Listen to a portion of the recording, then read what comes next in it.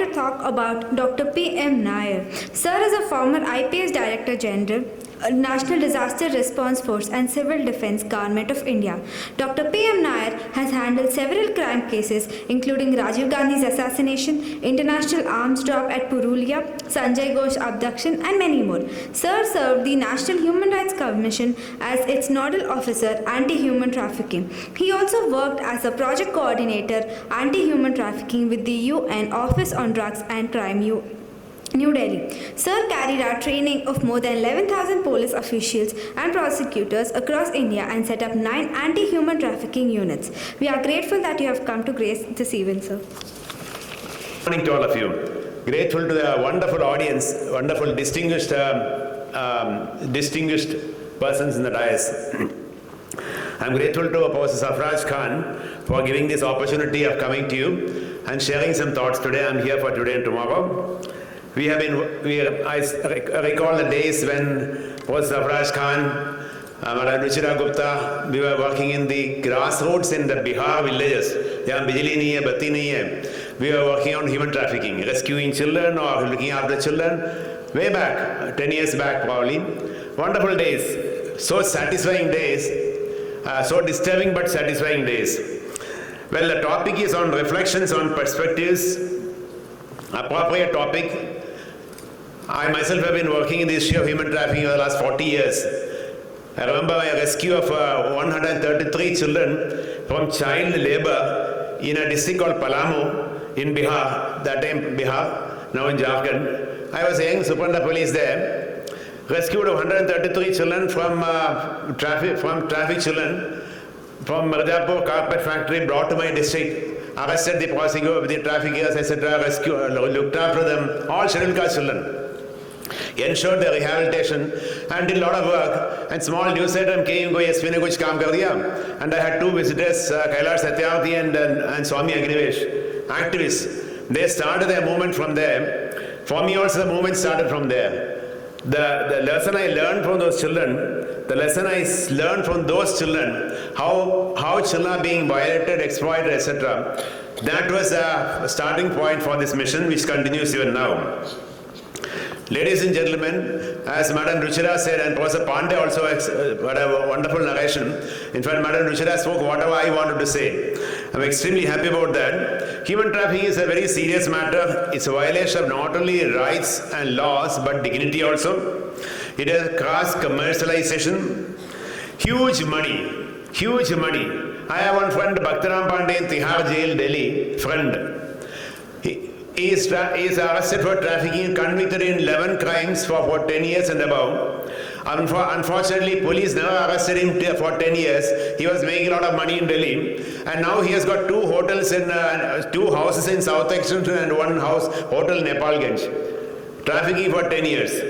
Another friend, Mato in Jharkhand, who has got 19 crores asset in Khuti and Ranchi for trafficking girls in Jharkhand to Delhi for 8 years. I'm telling you, the money is amazing, mind-boggling. Mind-boggling. Many people, corporates can wind up their shop and start doing trafficking if they are interested in illegal money. So much money is there. And despite that, the internet has given so much opportunity for them today. Today, the elephant has come into the room. We always thought, "Arey, koi garib ka beta trafficking ho raha, koi bachchi trafficking ho raha, hamara to nahi hai." But today, that hamara to nahi hai khatam ho gaya. It has come into a bedroom. Our cell phone is a place of trafficking now. So many children, so many young children, young minds, 8 years, 9 years, 10 years, 12 years, children are being trafficked through Facebook and etc. I don't know, I've seen the news yesterday in Jharkhand, Ranchi front page, front line, saying so many girls from Jharkhand, so many girls, all 16, 15, 14 years age group, have been lured into Facebook and are missing now. Police will register a case of missing persons and that's it. But when you go to the real problem, some trafficker is there, could be a neighbor, could be a next door person posing himself as a friend of the girl and usurping her, trafficking her. So the problem has come into our bedrooms now. Ladies and gentlemen, it's very good time that Professor Sarfraz thought of reflections on perspectives. I understand I have a plenary session where I can speak much more, but to make a few comments for 2 minutes time. The victim is completely demolished. Madam Rujira spoke eloquently about that. Victimia is completely shattered. When she asked you to think for 2 minutes in the beginning and end, I am sure all of you must have thought about that. Your heart would have stopped for a minute, for a second at least. Your heart would have stopped for a second at least. If the heart stopped, that's what it should happen. In fact, heart should stop. As a police officer for 35 years in the IPS, at days and on when I have come back to my home and wept, I used to weep for myself. What is this? Why this girl is being raped by a fellow like this? Why this girl is trafficked? Why this girl is abused? Why this boy is sexually abused? Why do men do that? You just weep. But as a police officer, to put up a facade of being a courageous fellow, and this and that I do. At the end of the day, this is a very, very serious issue which should affect all of us. It is a very serious matter which impacts all of us. Today it's not your child. Tomorrow it will be your child. So if human rights perspective, if my daughter is not for sale, your daughter is also not for sale. If my daughter cannot be violated, your daughter also cannot be violated. That's human rights. Human rights starts with us and ends with us. I consider, when I tell my police fellows, police station should be the gateway to human rights. If your daughter is not for sale, the neighbor's daughter also is not for sale. From that perspective, we should also realize that the way we call a child prostitute. A woman is a prostitute. From my dictionary, I did a study for NHRC. Honorable Justice J.S. Verma and Justice Sujata Manohar wanted me to join NHRC to do a study, research on human trafficking. 2 years intense research. Not as a police officer, but because of my PhD in sociology. They wanted to do the study. I did the study for 2 years. And there we interviewed 629 women, 629 women, so-called prostitute, quote. But I tell you, after talking to them, spending days with them, each one of them said, I am not here because I wanted to be here. None of them is a prostitute. So we call them prostitutes. They are not. They are prostituted women. They are prostituted women. No child is a prostitute. They are prostituted children. So let us change our dictionary. Let us change our narrative. Now we call them customers. I go and violate somebody's rights and pat myself as a customer. You also call me a customer. Who is a customer? No world customer. Customer is not there. He's a criminal. He's a rapist. He's part of the crime. So henceforth, our human rights dictionary should change that the word customer should not exist in our dictionary. Ladies and gentlemen, it's a basket of crimes. Human trafficking is a basket of crimes. I use the word because the way you have a basket of vegetables, aloo, sabji, bengan, all those are there. Similarly, rape is there, sexual harassment is there, physical harassment is there, emotional harassment is there, selling is there, buying is there. All sorts of sections of the IPC. You can start from one to all. You can find all offences together constitute human trafficking. Therefore, I call it as a basket of crimes. Well, there are very good responses, very interesting responses.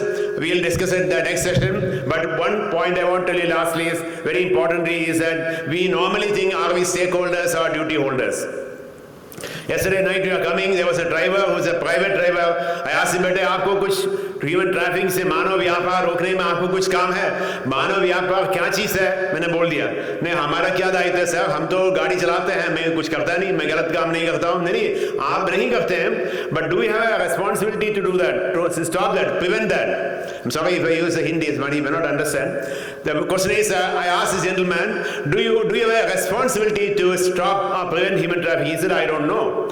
How many of in this room think that you have a responsibility to do that? As a student, as a photographer, as a taxi driver, as a pan driver, as a bus conductor, whatever you may be, do you have a constitutional right or not? You have a constitutional duty. Article 23 of the Constitution says trafficking in every form is prohibited. What is Constitution? We the people of India gave to ourselves. हमने हमको दिया. We gave to ourselves a mandate. That is Constitution. There I have written, we have written, Dr. Ambedkar has written that trafficking in every form is prohibited. Therefore, if I am a child of 12 years, I am a woman of 23 years, I have a constitutional right not to be trafficked. I have a constitutional right not to be trafficked. My neighbor, a bus conductor, my neighbor, a press reporter, my neighbor, a professor, whosoever you may be, you have a constitutional duty to ensure that I am not trafficked. Therefore, ladies and gentlemen, in this mission, we are not just watchers or stakeholders, we are duty holders. Ladies and gentlemen, let's work together. Our mission is that our children are not for sale.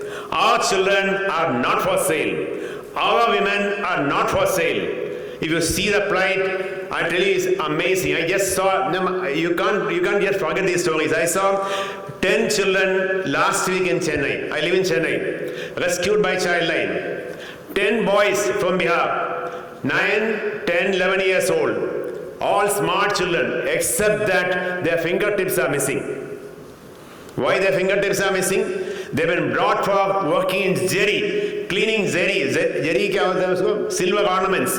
Silver ornaments. The gold is a pile and all this we wear. They are cleaning the ornaments there. Big time employees are there. They're using these boys and their hands are put in acid to clean the silver. Gloves are given, but gloves won't stick to go into the nuancing of the silver. Therefore, gloves are taken away by the contractor and ask them to use their fingers. So they dip their finger in acid and clean that ornament. You get a beautiful ornament. You are very happy that your silver ornament is shining, but the point is the child's finger is missing. Imagine the child's right there. You know, this is every day. You can give hundreds and hundreds of examples. I went to Pune to do a conference there. Somebody said, "Aapne yahan kya baat batiya rahe ho, Veka? Where is wasting your time? Let's go to a slaughterhouse there." He went to a slaughterhouse in Pune. Sorry, Aurangabad. Slaughterhouse, we of course managed to get an entry because the police support always, they will never ever allow. We went inside, 4 or 5 of us. One place animals are killed, next place animals flesh is kept there, third place bones are kept there, fourth place, even talking itself is nauseating. The moment you go inside, you have to hold your nose, then you can't even hold your nose also, you'll go unconscious also, and last place you find 170 children sitting there cleaning the intestine of the animals. The dirtiest part, the most stinking part. Are they not human beings? These people have no eyes and ears. What are they doing there? So this is the atrocity on children, atrocity of women we are doing. Our children are not for sale. Our women are not for sale. So this anti-human trafficking mission is a mission. I'm very happy that Professor Sarfraz has taken upon this mission with the university to empower these children. I'll talk to you later in detail in the next session, but let us all get together. Even college, you should start with the anti-human trafficking club. I want to request you to take a leadership, start an anti-human trafficking club here. Today we are having so many clubs in many colleges across the country doing magnificent work. Magnificent work. Let's work together in this mission. Our job is to ensure our women are not for sale, our children are not for sale. Our women are born free, our children are born free, and they shall remain free. Freedom is their right. Ladies and gentlemen, let's spot it, let's stop it. Thank you. Namaste. Jai Hind.